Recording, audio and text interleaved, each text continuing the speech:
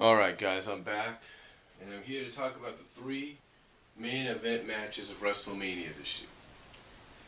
Of tonight. That's right, the three main matches. And I can tell you this, folks, these are matches that have a lot going for them. Let's start with Triple H and Daniel Bryan, because I'm telling you right now, they are not putting Undertaker before Triple H. They're going to put Undertaker second to last, believe me. But Triple H, Daniel Bryan, and this gives both combatants time to rest up. To me, this match has the most built to it. Has the most build. It's probably the best. To me, this is probably WWE's, and I know people are going to agree with this, maybe disagree with this, but to me, this is probably the WWE's best work storyline-wise and story build-wise, feud-wise they have ever done in a long time. It's probably the best they've done. True, I did not tune into WWE for a few weeks back last year after what's happened with Daniel Bryan, because pretty much I already knew what was going to happen. Pretty much I saw it happening because I'd seen it before. But that does not mean that I cannot come out here and admit to the world and admit to you guys that what WWE has done with this storyline, this feud, is probably the best work they've done in a long time, because it is. I mean, this is a feud that's been building since the very end of SummerSlam last year in August. You're talking like August, September, October, November. I mean, again, you're talking August, September, October, November, December, January, February, March, and then April. You're talking basically about a 9-month build, 8.5 to 9-month build, almost a year's build. 3 months away from a year's build to this match. 9 months, 9 out of 12, 9 months out of the whole year almost, building to this moment. And this is something that this is a match that really needs to deliver. Not just in-ring wise, but storyline wise. You really need to get the crowd into it. You really need to get the crowd invested in it. You need to make them be on the edge of the seats to wonder what's going to happen. You know, how's this person going to pull it out? What's this person going to do next? You need to do that with this match. And to me, that's what Daniel Bryan and Triple H are going to do. Booking wise, you can go any way with this match. The most satisfying booking wise for fans in the Superdome, watching around the world, will be to have Daniel Bryan beat Triple H cleanly in the middle of that ring, either by submission or pinfall. That would be the most satisfying. But the most other way to do it, even if it does get people to go, no, no, no, afterwards, is a draw. Whether it's disqualification, count out, or both men are just boing, knocked out completely and can't get up for the 10 count. That way, what you could do with a draw is insert them both, as Strike Daddy has put it, and I'm sure anybody else would agree, into the world title match later on. Those are the two, in my opinion, the two best booking options to go with. Now, the other way I look at it, again, the most satisfying way, is to have Daniel Bryan beat Triple H in the middle of this ring. The most satisfying and most yes option would be cleanly no tricks. No tricks, no fouls, no gimmicks, no nothing. That would be the best way. But the other way to have him beat Triple H in the middle of the ring is to do the one thing that I believe everybody knows or believes, that every fan watching this video believes is going to happen. And that is, you have CM Punk show up and basically cost Triple H the match, thus you start their program for maybe Extreme Rules and later on throughout the year. Now you might say, well, why would they want to start it for Extreme Rules in the rest of the year? Here's why. It's like I said in my video about the CM Punk walkout. Is it still legit or is it a massive work?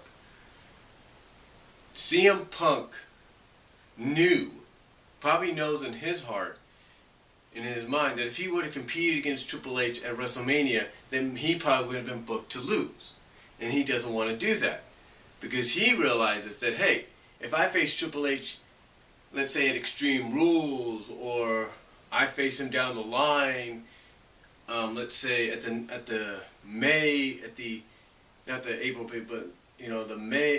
June pay-per-view, Money in the Bank or Vengeance or whatever, at another event, whether it's Extreme Rules or the event that follows after, the pay-per-view that follows afterwards, in June, the June or May pay-per-view, CM Punk basically realizes that, hey, on a non-WrestleMania event pay-per-view, he has a better chance of going over Triple H. Now you might say, well, he didn't do that 2 years ago. That's because Kevin Nash was involved in the storyline. Nash isn't involved anymore right now, as far as we know.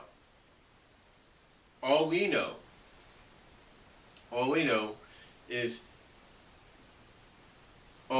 that could be one of the reasons. And again, it makes a little bit of sense from a business standpoint. CM Punk is smart enough to realize, hey, I'm not going to compete at Mania and compete against Triple H at Mania just to lose to him on the biggest stage of the year. If I'm going to feud with him, I want to feud with him on a non-WrestleMania. I want to feud with him and face him in matches of non-WrestleMania events where I know I have a better chance at winning.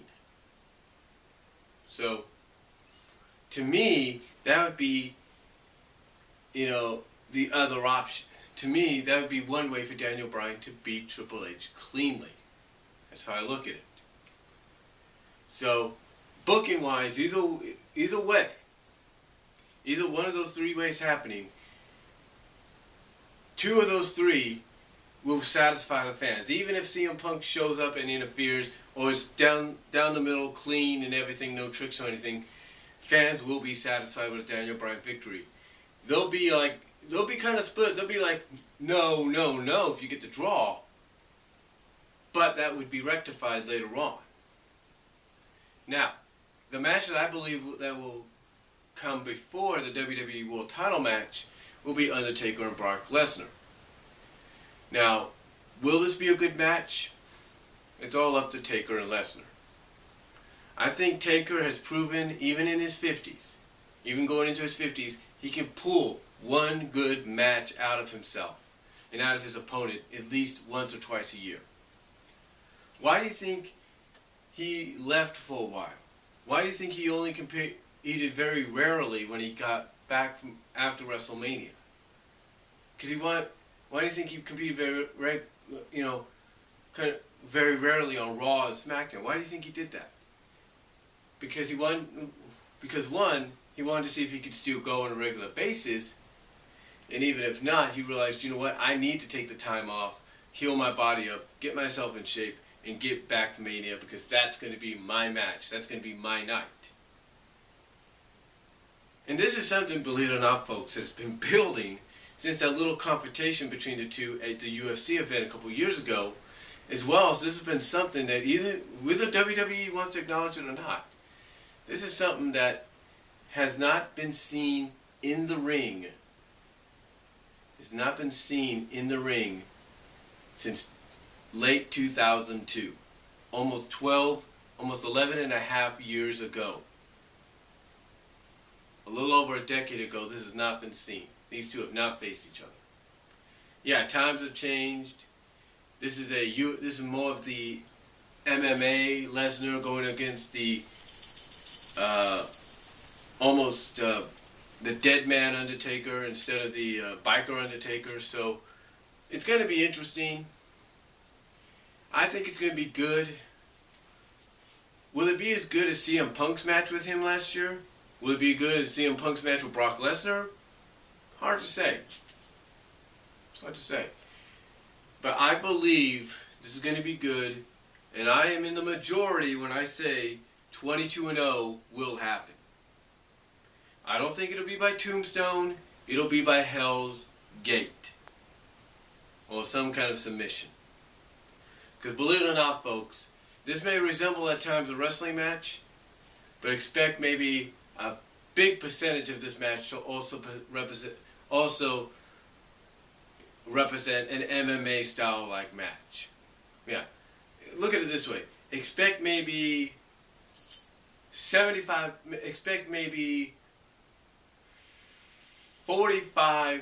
45% of this match to resemble an MMA UFC match. Well, 55% will resemble a WWE wrestling match. Expect that. That's all I can say, but I do believe, booking-wise, 22-0 will happen.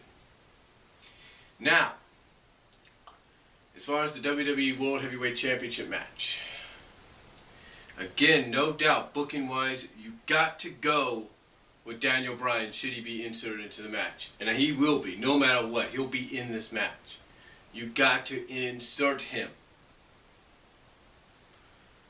And booking-wise, it's the best. Booking-wise, you got to go with him winning the belt.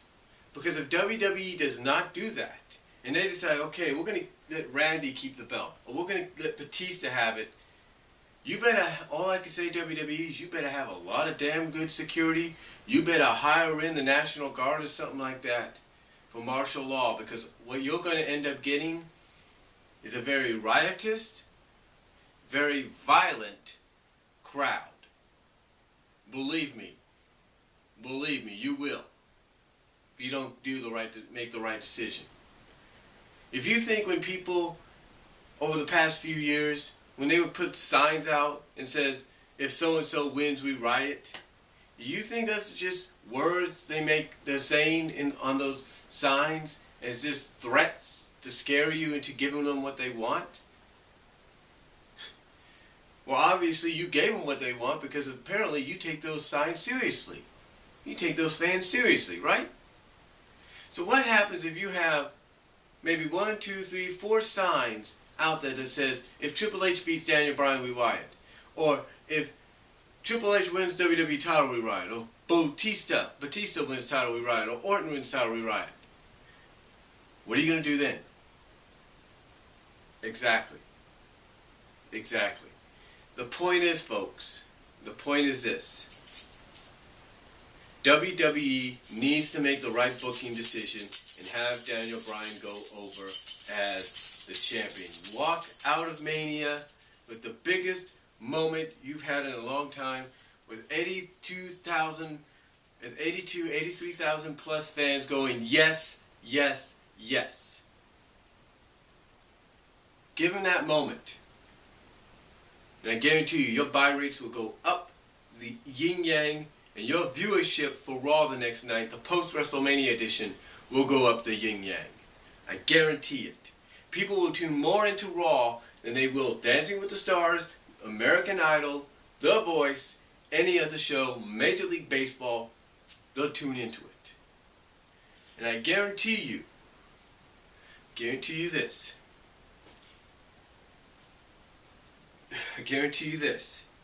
There will be a lot of fans in Oakland, California, watching the A's game, that whenever this match between Triple H and Daniel Bryan takes place, and that game's still going on, and they get word that Daniel Bryan's won, you're going to have a lot of people alongside my family that's going to be there, because I'm going to be working, chanting yes. I guarantee it. But point is, WWE, you need to make the right call, and that right call is to put Daniel Bryan over. Now, how do you get him to go over as champion? Have him pin Orton? Make Orton submit? Could be a good way of doing it. Finally show that he's still... once again show that he can beat Randy.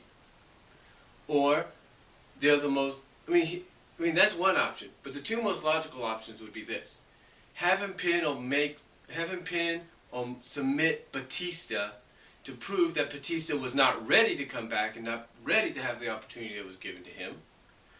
Or, like I said earlier, if you go with Triple H and Daniel Bryan going to a draw of some kind and both being inserted into the match, you have him pin or make Triple H tap in the WWE Championship match, and thus you have justification right there, because then you would have the man that screwed him out of the title at SummerSlam, has prevented him from having the championship, has basically been against him since August or whenever. You basically have justification right there by having him beat Triple H 100% clean in the middle of that ring, pinfall or submission, and walking out as the WWE World Heavyweight Champion if both men get inserted. And it looks like, to me, WWE is going to head in that direction by making it not a triple threat, but a fatal four-way.